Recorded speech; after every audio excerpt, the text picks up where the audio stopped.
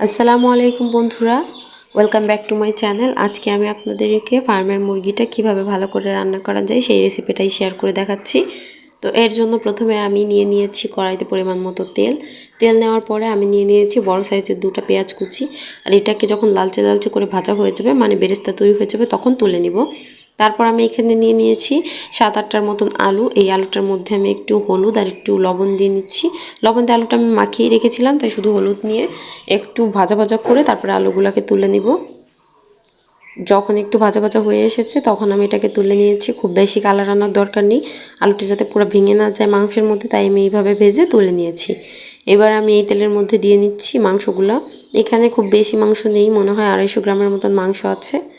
তো সেটা আমি এখানে দিয়ে নিলাম, একটু ভাজা ভাজা করে নিচ্ছি। তার আগে আমি এখানে দিয়ে নিচ্ছি তেজপাতা আর গরম মশলা। এখানে আমি এলাচ আর দারচিনি নিয়েছি। এলাচগুলোকে একটু ফাটিয়ে নেবেন যাতে এর সুগন্ধটা ভালো করে মাংসের সাথে মিশে যায়।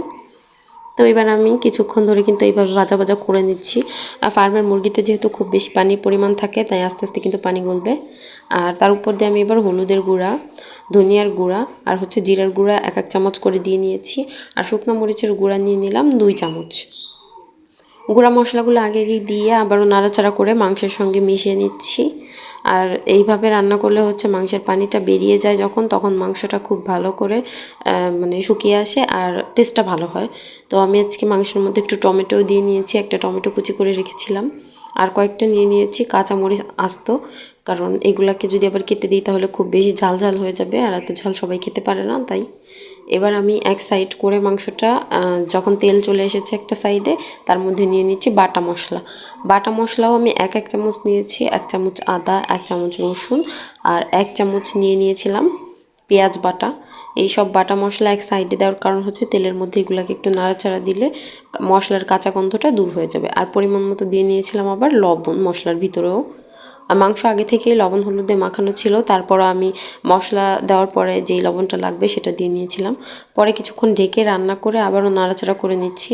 ঢেকে রান্না করাতে কিন্তু টমেটোটাও গলে গলে এসেছে। আর এবার আমি এর মধ্যে নিয়ে নিচ্ছি আলুগুলা। আলুটাতে ভেজে নিয়েছি সেহেতু কিন্তু এটা খুব বেশি সিদ্ধ এখনও হয়নি, তাই মাংস কিছুটা রান্নার পরে মানে কষানো হলে আমি এর মধ্যে কিন্তু আলুটা দিয়ে নিলাম। এবার ঢেকে আবার কিছুক্ষণ রান্না করছি। দেখুন পুরো তেল তেলে হয়ে এসেছে। এবার আর একটু নাড়াচাড়া করে নিলাম। যদি ঠিকঠাক আপনাদের কষানো হয়ে যায় এই পর্যায়ে, তাহলে এর মধ্যে পানি দিয়ে নেবেন। আমার কষানো হওয়ার আগে একটা কলিজা দেওয়ার ছিল, কারণ এটা আগে থেকে দেইনি। অনেক সময় দেখা যায় আগে দিলে এটা পুরো নরম হয়ে যায় বা ভেঙে যায়। তো এটা আমি আমার বাচ্চাকে দিব, যার জন্য এটা আমার আস্ত রাখা দরকার। এই জন্য একটু পরে পরে দিলাম, যাতে কুকটাও হয়ে যায় ভালো করে, আবার ভেঙেও না যায়। তারপর আমি এর মধ্যে দিয়ে নিয়েছি পেঁয়াজের বেরেস্তাটা, যেটা করে রেখেছিলাম ওটা হাত দিয়ে একটু চাপা দিয়ে নিয়েছিলাম, মানে গুঁড়ো গুঁড়ো করে ভেঙে নিয়েছি। তারপর আমি দিয়ে নিয়েছি। এবার কিছুক্ষণ নাড়াচাড়া করার পরে পানি দিয়ে তারপর ঢাকনা দিয়ে ঢেকে দিচ্ছি। এবার রান্না হয়ে যাবে, মানে এইভাবেই রেখে দিয়েছি আমি বেশ খানিকটা সময়, মানে 15 থেকে 20 মিনিট। এর মধ্যে কিন্তু মাংসটা আলুটা সবই ভালো করে কুক হয়ে গিয়েছে আর সিদ্ধ হয়ে গিয়েছে। তারপর আমি চুলাটা অফ করেছি। আমার রান্নাটা একদমই রেডি, কারণ এটা আমি একেবারে সাদামাটাভাবেই তৈরি করেছি। আর দেখুন উপর দিয়ে আস্তে আস্তে তেল ভাসতে শুরু করেছে। তো ধন্যবাদ বন্ধুরা এই রেসিপিটা দেখার জন্য। ভালো লাগলে অবশ্যই চ্যানেলটি সাবস্ক্রাইব করে পাশে থাকবেন।